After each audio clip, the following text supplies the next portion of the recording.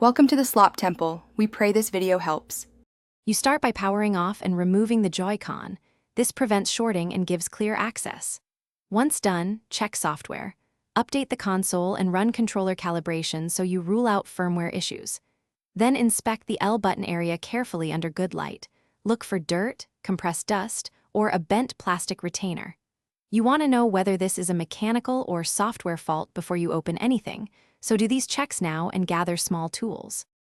You'll continue by removing the screws and separating the shell to access the button board. Work slowly to avoid tearing ribbon cables. Once open, lift and secure the cable connectors to expose the L button mechanism and contact pads. Use 90% isopropyl on a cotton swab to clean contacts and a burst of compressed air to remove grit. If the rubber dome or plastic actuator is torn or worn, replace it. Make sure every connector seats fully before reassembly. You finish by reassembling the Joy-Con in reverse. Seat ribbon cables, lock connectors, and torque screws evenly so nothing binds the button.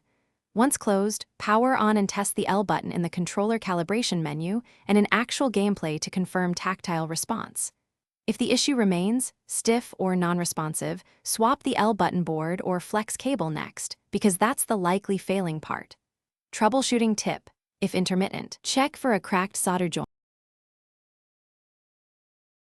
Thanks for watching. Consider subscribing if we helped you.